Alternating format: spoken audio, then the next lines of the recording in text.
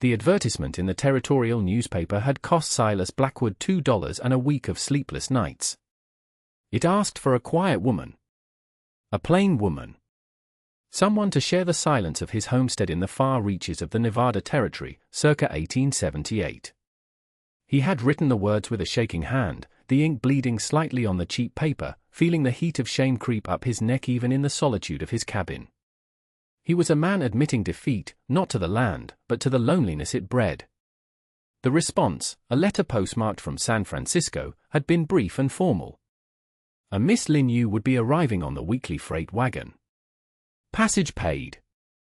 The name was unexpected, but Silas was in no position to be particular. He imagined a small, frightened woman, perhaps a widow from the Chinese Quarter, seeking refuge from a life he could not begin to comprehend.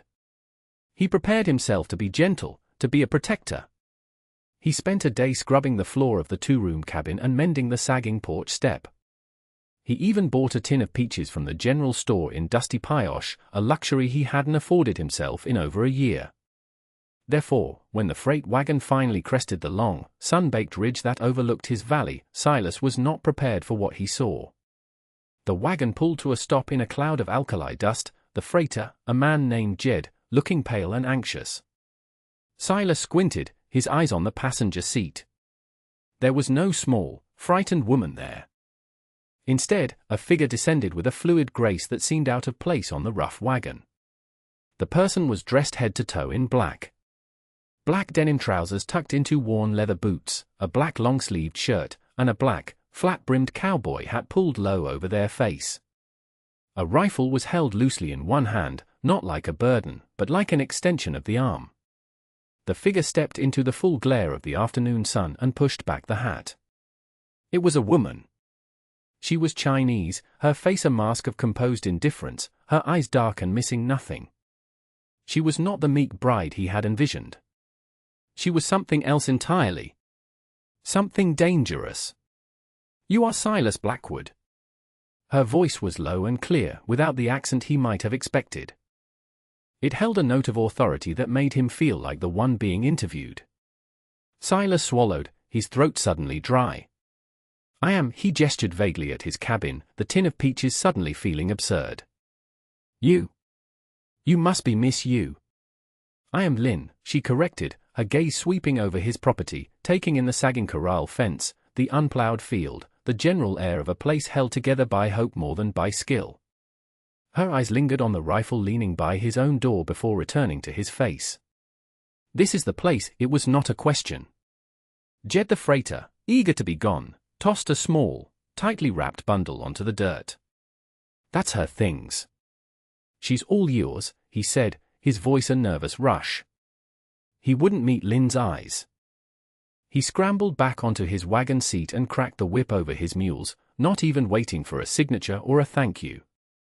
The wagon lurched away, leaving a profound silence in its wake, broken only by the buzzing of flies.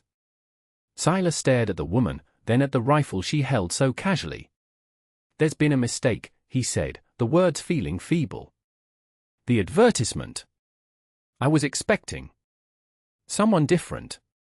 "There is no mistake," Lin said, her expression unchanging. "I answered the advertisement. I paid the fare. I am here." She bent down, picked up her small bundle, and walked past him toward the cabin. The way she moved spoke of a coiled energy, a readiness that unsettled him to his core. "Now, hold on," Silas protested, finding his voice. He stepped in front of her, blocking the door. He was a good foot taller than her, but it didn't feel like an advantage. "This isn't going to work. I run a simple homestead. I need a wife, a partner. Not a gunslinger." Lin looked up at him, and for the first time, he saw a flicker of something in her eyes. It might have been amusement, or it might have been pity. "You think you do not need a gunslinger, Mr. Blackwood?" "You are wrong." She did not raise her voice, but the statement landed with the weight of a judge's sentence. She took a step to the side, her movement so quick and silent he barely registered it, and was past him, through the open doorway. He turned to find her standing in the middle of his main room, her rifle now resting in the crook of her arm. She surveyed the sparse furnishings, the unadorned walls, the general poverty of his life. He expected a sneer, a look of disgust. Instead, she simply nodded, as if confirming a fact she already knew. She placed her bundle on the small table where he ate his meals. Then she turned to face him, her black-clad figure a stark silhouette against the light from the door. He did not yet know that the advertisement she answered was not a promise of marriage, but a coded message for a safe house he never knew he was running. All he knew was that the quiet life he had so desperately craved had just ended. The first days were an exercise in strained silence. Lynn claimed the small secondary room, which had served as Silas's storage space, without asking. She moved with a quiet efficiency that was unnerving. She unpacked her meager belongings, which consisted of 2 changes of clothes, a whetstone, oil for her rifle, and a small, leather-bound book with no title. She spoke only when necessary, asking where the well was, where he kept the axe. Her hands, he noticed, were not the soft hands of a city woman. They were calloused and capable. Silas tried to establish some semblance of the life he had planned. The chores, he began one morning, his voice sounding overloud in the tense air. A wife would help with the garden, the chickens. Lynn was cleaning her rifle at the table, the pieces laid out on an oiled cloth with surgical precision. She didn't look up. "I am not your wife, Mr. Blackwood." "Then what are you?" he asked, frustration getting the better of him. "Why are you here?" "I am here," she said, sliding a perfectly oiled bolt back into place, "because it is better than where I was." The finality in her tone shut down any further questions.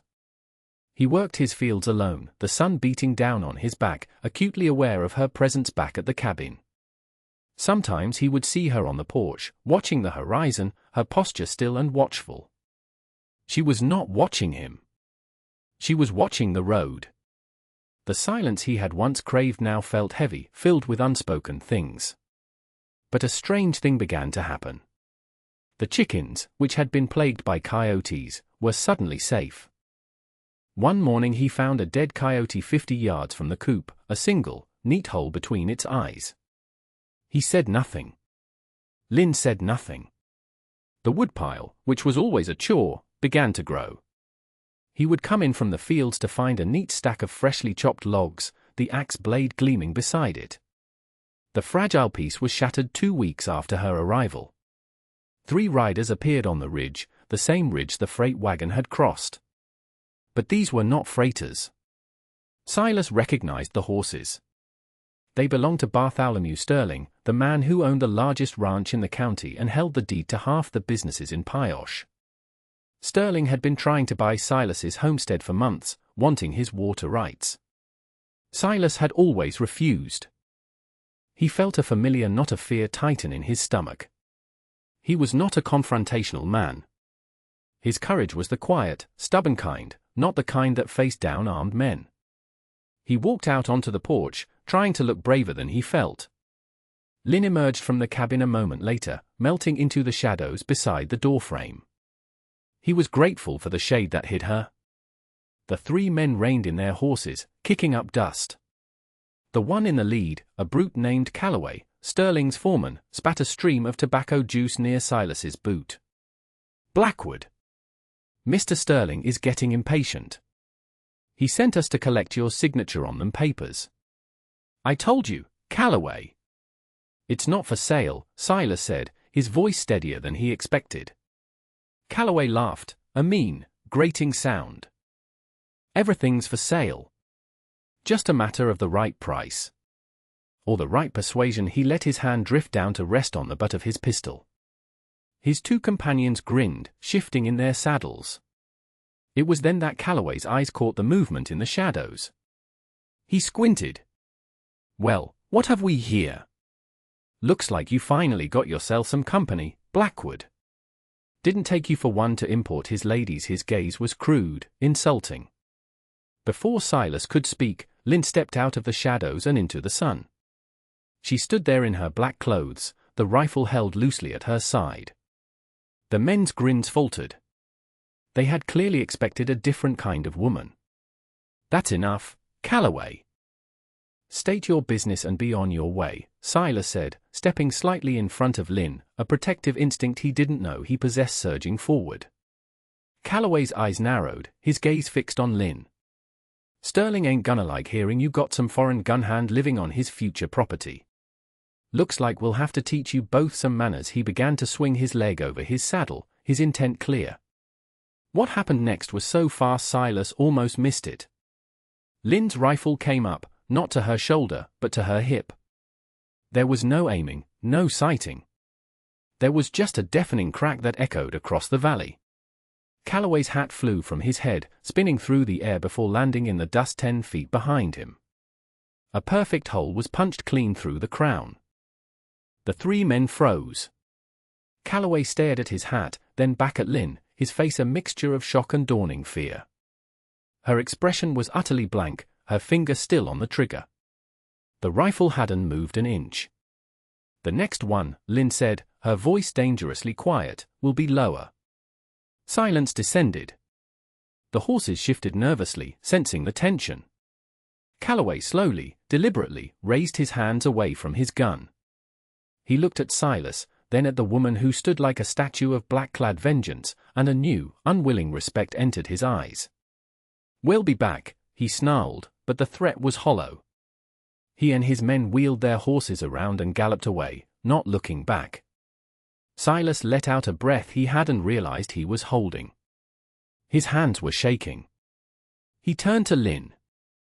She was still watching the riders disappear, the rifle still ready. He looked from her implacable face to the hat sitting in the dirt with its neat, round hole. This was not a woman who had learned to shoot to hunt rabbits. This was a professional. He had invited a storm into his house, and it had just broken. The question was no longer who she was, but who was coming for her. That night, the silence in the cabin was different. It was no longer awkward, it was charged. Silas sat at the table, staring into the flame of the oil lamp. Lynn was sharpening a knife with her whetstone, the rhythmic scrape of steel on stone the only sound. "Thank you," Silas said finally, breaking the quiet. "For what you did today." She paused, looking at him. "They would have hurt you. They would have taken your land. They've tried before," he admitted. "Not like that. But they've been pushing." "Men like that only understand one thing," she said, resuming the methodical sharpening. "They do not understand words. They do not understand laws written on paper. They understand fear." He watched her for a long moment. The lamplight caught the sharp planes of her face, the intense focus in her eyes. "You're not just a good shot, are you?" he asked softly. "Calloway is a bully, but he's not a fool." He knew what he was looking at. "Who are you, Lynn?" She set the knife and stone down. She looked at her hands, then up at him, and he saw a weariness in her that went beyond physical exhaustion. "My name is Lynn Yu. And in San Francisco, some men called me the Black Iris." It was not a compliment. She told him then. Not everything, but enough. She had worked for a man named Chen, a powerful merchant who ran one of the largest trading companies on the coast. But his real business was darker. He controlled people. He moved them like cargo, sold them like property. Lynn had been his enforcer, his personal security. She had been raised in that world, taught to fight, to shoot, to survive. "He took me in when I was an orphan," she said, her voice devoid of emotion. "He fed me. He trained me. I owed him a debt." "You were his outlaw," Silas breathed, understanding dawning. "I was his tool," she corrected. "But I saw what he was doing. Selling girls, some no older than 12, to men in mining camps. Promising them a new life and delivering them to a cage." A muscle in her jaw tightened. "I could no longer be his tool." She explained how she had broken his rules, freeing a half-dozen girls who were being shipped to a camp in Nevada. She had killed 2 of Chen's guards to do it. Now, she was a liability he could not afford. There was a price on her head, not with the law, but with the shadow network Chen controlled. The advertisement for a wife in a remote territory had been a desperate gamble, a way to vanish. "So you came here," Silas said, his mind reeling. You ran to the most isolated place you could find. I needed a place with no questions, she said. A place a man like Chen would overlook. She picked up the small, leather-bound book from her bundle. It wasn't a book. It was a journal. She opened it, and Silas saw rows of Chinese characters, beautifully rendered. Tucked inside was a small, carved jade pendant on a leather cord. My mother gave this to me, she said, touching the pendant. It is all I have of her. Chen let me keep it. A reminder that he owned my past, too. She closed the journal. He will not stop looking for me. The men you saw today, the local bullies, they are nothing. Chen's men are different. They are like me. A cold dread settled over Silas. He had wanted a quiet life, a simple partnership. Instead, he was harboring a fugitive from a secret war. He could tell her to leave. He could send her on her way and hope Sterling's men were the worst of his problems. It would be the smart thing to do. The safe thing. He looked at her, at the formidable strength that was really just a shield for a woman who had risked everything to do one right thing. He thought of the dead coyote, the stacked firewood, the hat with the hole in it. She hadn't just brought danger to his door, she had protected his home. Well, Silas said, his voice quiet but firm. It seems Mr. Chen's men will have to come through me to get to you. A flicker of surprise, genuine and unguarded, crossed her face. It was the first crack he had seen in her armor, and in that moment, the cabin felt less like a hideout and more like a home. What he didn't know was that a telegraph message had already been sent from Pioche to San Francisco. It read, "Asset located. Awaiting instructions." The instructions arrived a week later, not by telegraph, but in the form of four grim-faced men on well-groomed horses. They didn't ride up to the house like Calloway's thugs. They were professionals. They tethered their horses in the cottonwoods down by the creek, out of sight, and approached the homestead on foot, fanning out to surround the cabin. Lynn saw them first. She was on the porch, mending a leather strap, when her head snapped up. Her body went still, like a deer catching a scent of a wolf on the wind. "Inside," she said to Silas, her voice a low command. "Now. Stay away from the windows." Silas didn't argue. The look on her face was enough. He moved inside, his heart pounding against his ribs. He grabbed his old hunting rifle, the one he rarely used. It felt clumsy and heavy in his hands.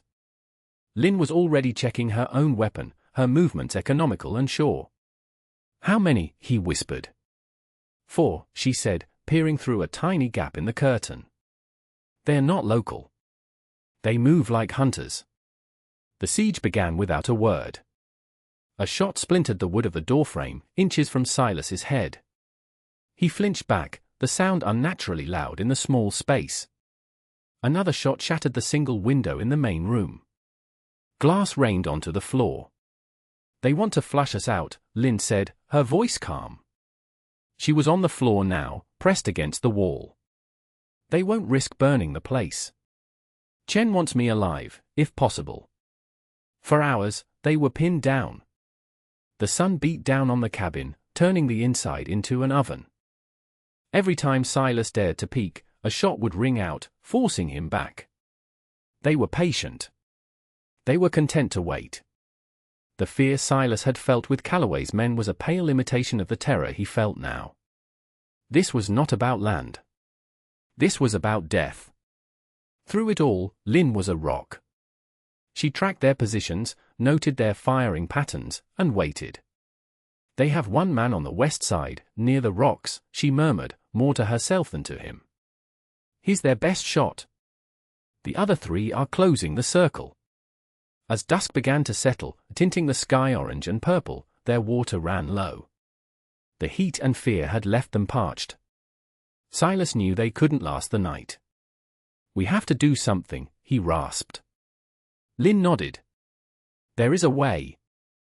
But it is a risk." She looked at him, her dark eyes searching his face. "I can draw their fire. It will give you a chance to get to the barn. There's a back way out, through the old irrigation ditch. You can get to the creek, circle around behind them. And do what? Silas asked, incredulous. I'm not you, Lynn. I can't. You don't have to be me, she cut in, her tone sharp. You know this land. I do not. The man near the rocks. He's their anchor. If you can create a diversion behind him, just for a moment, it's all I need. It was a crazy plan. A suicidal plan. He was a farmer, not a soldier.